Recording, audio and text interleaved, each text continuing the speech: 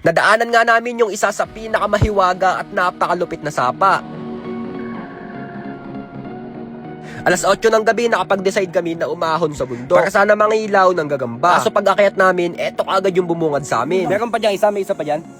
Hindi kami sigurado kung engkanto ito. Sa tagal na kasi naming nangingilaw, ngayon lang kami naka-encounter ng ganito kalaking hipon. Kung makikita nyo pre, napakababaw lang na itong tubig na ito. Talagang daanan lang yun ng mga tao papunta sa bundok. Kaso nagulat kami dahil pagdaan namin, etong mga hipon na to yung sumalubong sa amin. Daan lang to, hindi to mismong ilog oh. Naiengkanto lang. Di talaga namin inaasahan na mangyayari to. Tama nga yung matanda kanina na pag-akit daw namin dito, talagang napakahiwaga daw ng kagubatan na ito.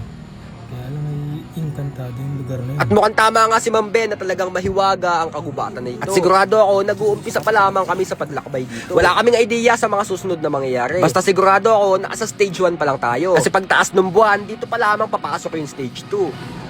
Pero bago pumasok yon, tapusin na kaagad natin etong mga hipon na ito. Kailangan kasi namin kumain para magkaroon kami ng lakas sa pagsalubong sa mga susunod pang trahedya.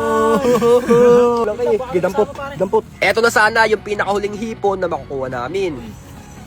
Kaso ang problema, medyo may kailapan talaga ito. At bago matapos ng stage 1 na ito, may humaabol pa sa aming gagamba. Ayun oh. Kaso lang pre, kakaibang gagamba ito. Dahil pag nakagat ka nito, makikita mo na yung Maynila. Hindi ako sure kung anong klaseng gagamba to, pero sigurado ako, tarantula to. Tanga, wag mo dadamputin. Habang papunta nga kami sa stage 2, nadaanan namin etong gagamba na ito. Wala kaming idea kung anong gagawin namin dito. Pero ang balak talaga namin, alagaan na lang to. Napakalaki kasi na ito pre, tapos napakaganda pa ng kulay. Kaya talagang parang tumama sa weteng ng baliktaya. Ang laki oh. Laki boy. Adi ulo ano. Pagkatapos sa gagamba, dito naman tayo sa stage 2. Ang pagbalik sa engkantadong bahay kubo.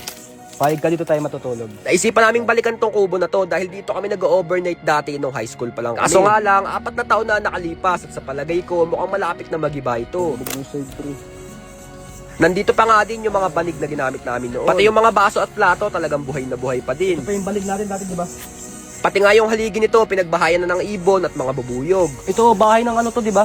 Tapos may butas, so ibig sabihin may ibon dito. Bale, ito pre, bahay muna ng bubuyog yan, tapos ginawang bahay ng ibon. Makikita nyo pre, binutaasan nyo ng mga ibon, tapos ginawa nilang pugad yung loob. Kaso nga lang, napisaan yung mga itlog, kaya wala ng tao dyan. Dito na din kami magsiset up ng tutulugan namin, sa tabi netong kubo na ito. At dito na papasok yung pangatlong stage. Kung saan, ikikwento ko sa lahat ng mga kasama ko yung mga kababalaghan na nangyari sa amin dati dito. At dito dati kami nagtapo ng dugo, tapos nawala. Etong buli na to. Diyan, Ben? Oo, sige. Makikita nyo pre, gulat na gulat, etong isa namin kasama. Talagang di sila makapaniwala lahat na dito nangyari yun. Ano niya, ano. Babantay namin yung aswang dito. Dito, yung buli na yan. Diyan dati kami nagtapo ng ano, ng dugo ng manok, tapos nawala. Sinipsip sa plastic dito. Kaso matagal na yun, para 2022 pa yun eh. Pati nga etong mga tuko na ito, binatang binata na. Hindi ako sure kung ito yun, pero nung last na punta namin dito, napakaliliit pa na itong mga tuko na ito. Talagang masasabi ko na sa paglipas ng panahon, nagbabago ang takbo ng mundo. Gago, may ahas. Laki oh. Ayun oh.